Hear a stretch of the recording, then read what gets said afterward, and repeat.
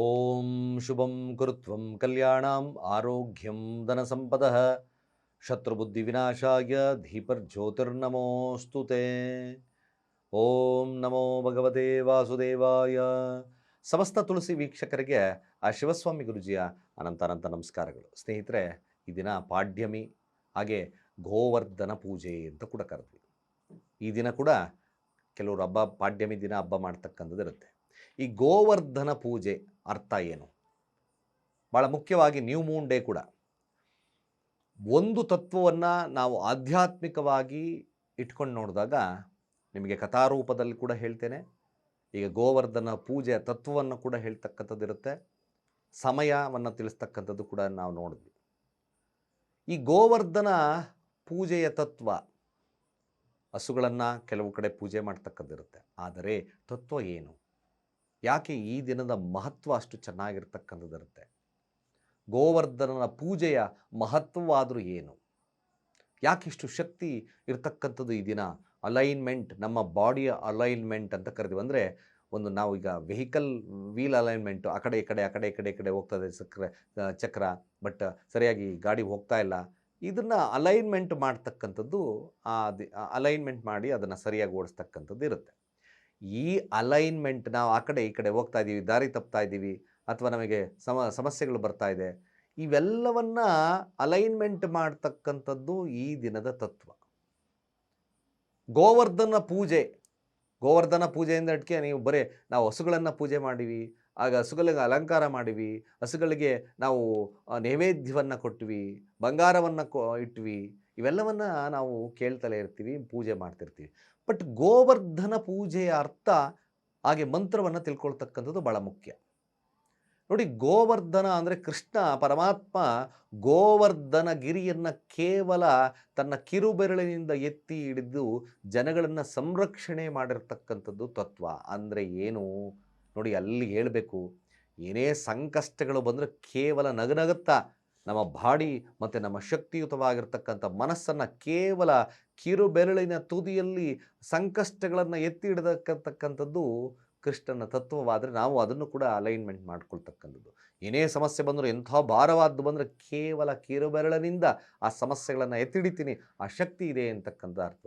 ಇದರ ಒಂದು ಕಥಾ ಹಿನ್ನೆಲೆಯನ್ನು ನೋಡಿದಾಗ, ಇಂದ್ರನಿಗೂ ಮತ್ತು ಕೃಷ್ಣನಿಗೂ ಒಂದು ವಾದ ವಿವಾದಗಳಿಂದ ಪ್ರಾಮುಖ್ಯತೆ, ಇಂಪಾರ್ಟೆನ್ಸ್ ಕೊಡಬೇಕಾದಂಥ ಸಂದರ್ಭಗಳಲ್ಲಿ ಇಂದ್ರನನ್ನು ಪೂಜೆ ಮಾಡಲಿ ಅಂತ ಒಂದು ತತ್ವ, ಅಂದರೆ ಆ ಒಂದು ದಿನದಲ್ಲಿ ಅಂದರೆ ಇಂಪಾರ್ಟೆಂಟಾಗಿ ನೋಡಿದಾಗ ಬೃಂದಾವನದ ಜನ ಅಂತ ನೋಡಿದ್ವಿ. ಆ ಬೃಂದಾವನದ ಜನಗಳ ಒಂದು ಮಧ್ಯದ ನಡುವೆ ಈ ಇಂದ್ರನನ್ನು ಪೂಜೆ ಮಾಡಬೇಕು, ಕೃಷ್ಣನನ್ನ ಪೂಜೆ ಮಾಡಬೇಕು ಅಂತಕ್ಕಂಥ ವಾದಗಳು ಎಬ್ಬಿತು ಜನರಲ್ಲಿ. ಆ ಬೃಂದಾವನ ಜನ ಯಾವಾಗ ಕೃಷ್ಣನನ್ನು ಪೂಜೆ ಮಾಡೋಕ್ಕೆ ಇಚ್ಛೆ ಮಾಡಿದ್ರೋ, ಆವಾಗ ಇಂದ್ರನಿಗೆ ಕೋಪ ಜಾಸ್ತಿ ಬಂದು ವಿಪರೀತ ಮಳೆ, ಗಾಳಿ, ಗುಡುಗು, ಮತ್ತು ಪ್ರವಾಹ ಇತ್ಯಾದಿ ಸರಿಯಾಗಿ ಬೇಕಾದಷ್ಟು ಬೃಂದಾವನವನ್ನೇ ನಾಶ ಮಾಡಬೇಕು ಅಂತಕ್ಕಂಥದ್ದು ಐರಾವತವನ್ನು ಏರಿ ಈ ರಾಜ ಅಂದರೆ ಇಂದ್ರ ಸಂಹಾರ ಮಾಡಲಿಕ್ಕೋಸ್ಕರ ಬಂದ. ಆ ಸಂಹಾರವನ್ನು ಮತ್ತು ಈ ಒಂದು ಬೃಂದಾವನದ ಜನಗಳನ್ನು ಉಳಿಸ್ಲಿಕ್ಕೋಸ್ಕರ ಕೃಷ್ಣ ಗೋವರ್ಧನ ಗಿರಿಯನ್ನು ತನ್ನ ಕಿರುಬೆರಳಿನಿಂದ ಎತ್ತಿ ಅದರ ಕೆಳಗಡೆ ಜನಗಳನ್ನು ಸಂರಕ್ಷಣೆಯನ್ನು ಮಾಡ್ದ 1 ದಿನಗಳ ಕಾಲ ಅಂತ ಕೂಡ ಹೇಳುತ್ತೆ. ಆಗ ಇಂದ್ರ ಸೋತು ಕೃಷ್ಣನನ್ನು ತನ್ನ ಅಹಮ್ಮನ್ನು ಕಳೀಲಿ ಅಂತಕ್ಕಂಥದ್ದನ್ನು ಕಂಡು ಇಂದ್ರ ಕೃಷ್ಣನನ್ನು ಪೂಜಿಸ್ತಕ್ಕಂಥ ದಿನ ಗೋವರ್ಧನ ಪೂಜೆಯ ದಿನ. ನಾವು ಗಿರಿ ಬೆಟ್ಟವನ್ನು ಮಾಡಲಿಕ್ಕಾಗಲ್ಲ. ಕೆಲವೊಂದು ಮನೆಗಳಲ್ಲಿ ನಾವು ನೋಡ್ತೀವಿ, ಗೋವರ್ಧನ ಪೂಜೆ ಕೇವಲ ಮಣ್ಣುಗುಡ್ಡೆ ಹಾಕ್ಕೊಂಡು ಮಾಡ್ತಾರೆ, ಅಥವಾ ಸಗಣಿಯನ್ನು ಗುಡ್ಡೆಯನ್ನು ಮಾಡಿ ಅದಕ್ಕೆ ನವಿಲುಗರಿ ಅಲಂಕಾರ, ಈ ಧಾನ್ಯಗಳನ್ನು ಮಾಡಿ ಗುಡ್ಡೆಯನ್ನು ಮಾಡಿ ಅಲಂಕಾರವನ್ನು ಮಾಡ್ತಕ್ಕಂಥದ್ದು ಕೂಡ ಇರುತ್ತೆ, ನಾವು ನೋಡಿದ್ದೀವಿ ಅಲ್ವಾ? ಇದೇ ತತ್ವ, ಸಗಣಿ ಗುಡ್ಡೆ ಮಾಡ್ತಾರೆ, ನವಿಲುಗರಿ ಪುಷ್ಪಗಳನ್ನು ಇಟ್ಟು ಅಲಂಕಾರವನ್ನು ಮಾಡ್ತಕ್ಕಂಥದ್ದೇ ಗೋವರ್ಧನ ಗಿರಿಯ ತತ್ವ, ಗೋವರ್ಧನ ಪೂಜೆಯ ತತ್ವ. ಈ ದಿನ ಕೇವಲ ನಾವು ನಮ್ಮ ಮನಸ್ಸು ಹಾಗೆ ನಮ್ಮ ದೇಹವನ್ನು ಕಂಟ್ರೋಲಲ್ಲಿ ಇಡ್ತಕ್ಕಂಥದ್ದು ಅಷ್ಟೇ ಮುಖ್ಯವಾಗಿರ್ತಕ್ಕಂಥ ತತ್ವ. ಅದೇ ದೀಪಾವಳಿಯ ತತ್ವ. ಖಂಡಿತವಾಗಿ ಪ್ರತಿಯೊಂದು ಹಬ್ಬಗಳು ನಮಗೆ ವೈಶಿಷ್ಟ್ಯವನ್ನು ಕೊಡುತ್ತೆ. ಜನಗಳಲ್ಲಿ ನಮ್ಮ ಮನಸ್ಥಿತಿಗಳನ್ನು ಹೇಗೆ ಸರಿ ಮಾಡ್ಕೋಬೇಕು ಅಂತಕ್ಕಂಥ ಪಾಠವನ್ನು ಕಲಿಸ್ತದೆ. ಈ ಪಾಠವೇ ಈ ದಿನ ಕೊನೆ ಅಂದರೆ ಪಾಡ್ಯಮಿ ದಿನ. ಆ ಪಾಡ್ಯಮಿ ಗೋವರ್ಧನ ಪೂಜೆಯ ದಿನ ನಾವು ಗೋವುಗಳನ್ನು ಪೂಜೆ ಮಾಡಿ, ಯಾಕೆಂದರೆ ಮುಕ್ಕೋಟಿ ದೇವಗಳು ಕೂಡ ಈ ಒಂದು ಹಸುಗಳಲ್ಲಿರುತ್ತೆ. ಆ ಸಾಂಕೇತಿಕ, ಯಾಕೆಂದರೆ ಕೃಷ್ಣ ಪರಮಾತ್ಮನೇ ಪಾದ ಎಲ್ಲಿ ಹಣೆಯ ಮೇಲೆ ಪಾದ, ಹಿಂದಗಡೆ ಬಾಲವನ್ನು ನೋಡ್ತೀವಲ್ಲ ಅದು ತಲೆಯ ಪಾದ, ತಲೆಯ ದಿಕ್ಕು ಅಂತ ನೋಡಿದ್ವಿ.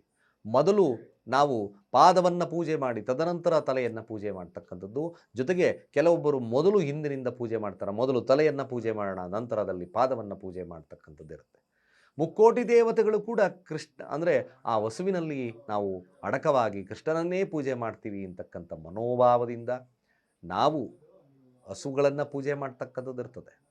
ಪೂಜೆ ಮಾಡಬೇಕಾದ್ರೆ ಓಂ ಕ್ಲೀಂ ಕೃಷ್ಣಾಯ ಗೋವಿಂದಾಯ ಗೋಪಿ ಜನವಲ್ಲಭಾಯ ಸ್ವಾಹ ಮಂತ್ರಗಳನ್ನು ಹೇಳಿ ಪೂಜೆ ಮಾಡಿ.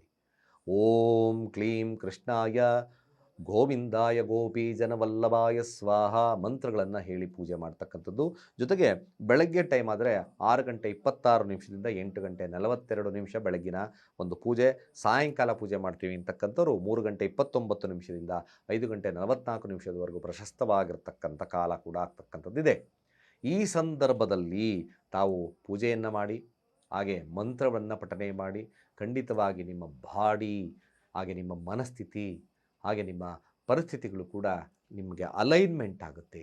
ಆ ಕಷ್ಟವನ್ನು ತಡಿತಕ್ಕಂಥ ಶಕ್ತಿಯನ್ನು ಕೊಡತಕ್ಕಂಥದ್ದಿರುತ್ತೆ. ಖಂಡಿತ ಈ ಗೋವರ್ಧನ ಪೂಜೆ ಇದೇ ತತ್ವದ ಆಧಾರದ ಮೇಲಿರತಕ್ಕಂಥದ್ದಿರುತ್ತೆ. ನಿಮ್ಮೆಲ್ಲ ಸಂಕಷ್ಟಗಳನ್ನು ಕೃಷ್ಣ ಪರಮಾತ್ಮ ದೂರ ಮಾಡಲಿ, ಒಳ್ಳೆಯದು ಮಾಡಲಿ ಅಂತ ಕೇಳ್ತಾ ಸರ್ವೇ ಜನ ಸುಖಿನೋ ಭವಂತು.